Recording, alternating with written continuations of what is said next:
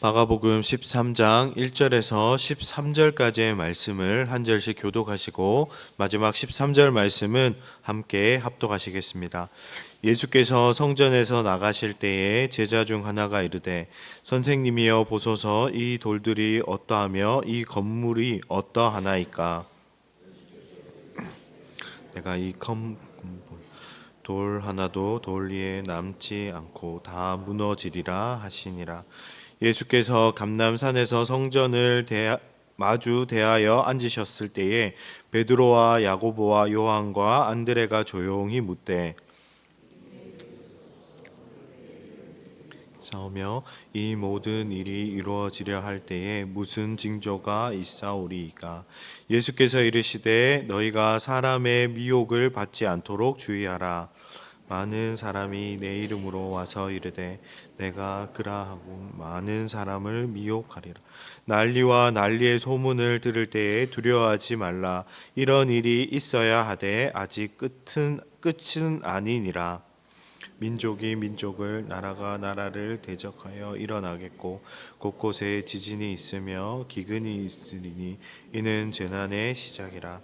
너희는 스스로 조심하라. 사람들이 너희를 공회에 넘겨주겠고 너희를 회당에서 매질하겠으며 나로 말미암아 너희가 권력자들과 임금들 앞에 서리니 이는 그들에게 증거가 되려 함이라. 또 복음이 먼저 만국에 전파되어야 할 것이라. 사람들이 너희를 끌어다가 넘겨줄 때에 무슨 말을 할까 미리 염려하지 말고 무엇이든지 그때에 너희에게 주시는 그 말을 하라. 말하는 이는 너희가 아니요 성령이시니라. 형제가 형제를 아버지가 자식을 죽이는데 내어주며 자식들이 부모를 대적하여 함께 읽으시겠습니다. 또 너희는 내 이름으로 말미암아 모든 사람에게 미움을 받을 것이나 끝까지 견디는 자는 구원을 받으리라. 아멘. 오늘 말씀은 예루살렘 성전 파괴와 종말의 때에 대해 말씀하고 있습니다. 예수님께서 성전에서 나가실 때에 제자 중에 한 사람이 예수님께 말했습니다. 선생님, 이 성전의 이 돌이 어떻습니까? 이 건물이 어떻습니까? 하고 물었습니다. 예수님 당시에 헤롯 대왕은 유대인들이 포로에서 귀환한 뒤 스룹바벨이 지었던 성전을 솔로몬 성전의 약 2배 정도의 큰 규모로 확장해서 증축을 하고 있었습니다. 이 제자는 성전의 웅장함에 대해 감탄하며 말하고 있는 것입니다. 그런데 예수님이 이렇게 말씀하셨습니다. 내가 이 큰 건물을 보느냐? 돌 하나도 돌 위에 남지 않고 다 무너질 것이다 라고 말씀하십니다. 이 말씀은 주후 70년에 로마 군대가 예루살렘을 멸망시켰을 때 이 말씀 그대로 이 말씀이 성취되었습니다. 예수님이 감람산에서 성전을 바라보며 앉아 계실 때에 베드로와 야고보와 요한과 안드레가 예수님께 조용히 나와 물었습니다. 이런 일이 언제 있겠습니까? 그리고 이 일이 일어날 때 무슨 징조가 있겠습니까? 물었습니다. 제자들의 물은 이런 일은 예수님께서 말씀하신 성전이 파괴되는 일이었습니다. 그런데 유대인들은 성전이 파괴되는 일을 세상의 끝에 나타날 일로 여겼습니다. 따라서 제자들이 물은 성전 파괴의 징조는 곧 종말의 징조에 대해서 예수님께 물은 것입니다. 구약의 선지자들은 여호와의 날 곧 하나님의 종말적인 심판과 구원이 이루어지는 종말의 한순간이 이루어지는 사건처럼 묘사했기 때문에 유대인들은 종말이 한순간의 사건으로 이해하고 있었습니다. 곧 성전이 무너지는 것과 종말이 한때에 일어난다고 생각하고 있었습니다. 예수 그리스도가 이 땅에 오신 뒤 드러날 종말을 한순간의 사건으로 생각하고 있었던 것입니다. 종말이라는 표현은 사탄의 나라는 곧 악한 시대의 종말을 의미하기도 합니다. 예수님이 이 땅에 오셔서 십자가 위에서 죄와 사망을 이기신 사건을 통해 이 땅에 하나님의 나라가 시작되고 동시에 사탄의 나라의 종말이 시작되었습니다. 부활하시고 승천하셔서 만물의 주가 되신 주님은 하나님 나라를 확장시키시며 다스리시면서 택한 백성들을 구원하시고 사탄의 나라를 멸망을 향해 가고 있었습니다.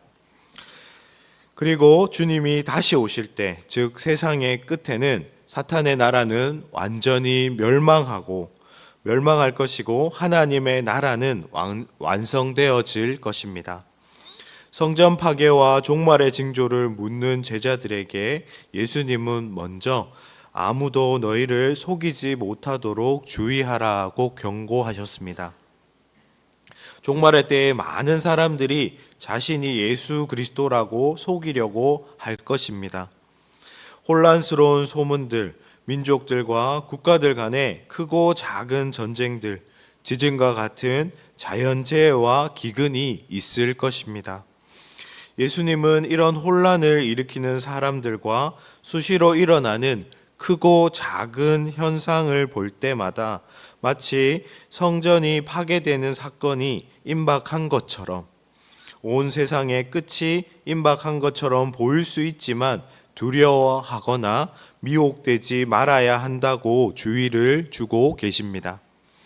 이런 현상들은 산모가 아이를 출산하기 전까지 산통이 반복되는 것처럼 계속해서 일어날 재난의 시작입니다. 하나님 나라가 힘차게 확장되어 가고 있다는 증거이며 사탄의 나라가 무너져 내리고 있다는 증거입니다. 성도는 이런 증거들을 보면서 소망을 가지고 끝까지 인내해야 합니다. 그리고 계속해서 하나님 나라의 복음을 전해야 합니다.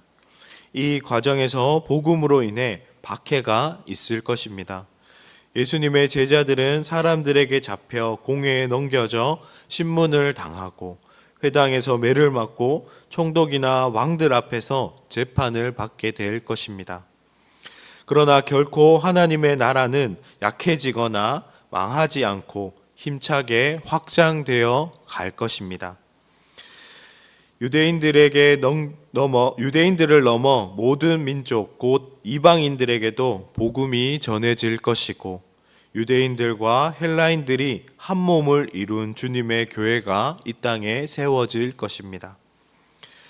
복음을 전하다가 사람들에게 잡혀갈 때에도 그들 앞에서 무슨 말을 할지 염려할 필요가 없습니다.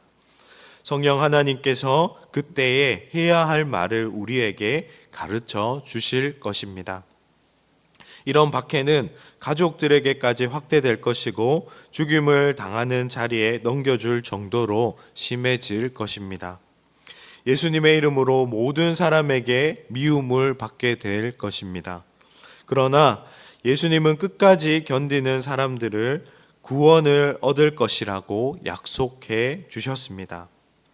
오늘을 살아가는 우리는 예수님이 이미 하나님의 나라를 시작하셨지만 아직 완성되지 않은 종말의 때를 살아가고 있습니다. 교회가 박해를 당하고 어려움을 겪는 소식을 듣고 있습니다. 그러나 이런 소식은 주님의 교회를 두렵게 할 수 없습니다. 우리 주 예수 그리스도가 지금 또 만물을 다스리고 계시기 때문입니다. 교회는 이미 그리스도 안에 있기 때문입니다. 이제 역사의 끝에는 하나님의 나라의 완성만 남아 있습니다. 주님은 반드시 오실 것을 믿고 그 끝이 하나님 나라의 완성임을 믿음으로 세상의 끝이 임박했다는 혼란과 불안 가운데서도 요동하지 않기를 소망합니다. 오히려 그리스도 안에서 허락하신 일상을 귀하게 여기며 깨어있는 하루하루를 살아가야 합니다. 예수 그리스도의 십자가를 통해 구원하신 하나님을 예배하고 하나님을 사랑하고 이웃을 사랑하라는 계명에 순종하고 고난이 있더라도 인내하며 예수 그리스도의 복음을 전하는 삶을 살아가는 저와 우리 침산제일교회 모든 성도님들이 되시기를 주님의 이름으로 축복합니다. 함께 기도하시겠습니다. 참 좋으신 사랑의 하나님, 참 감사합니다. 우리를 사랑하셔서 이 종말의 때를 살아가는 우리 성도들을 오늘 또 주님이 눈동자같이 지켜주시니 감사합니다. 하나님, 우리가 이 세상에 미혹당하지 않도록 우리를 지켜주시고 함께하여 주시옵소서.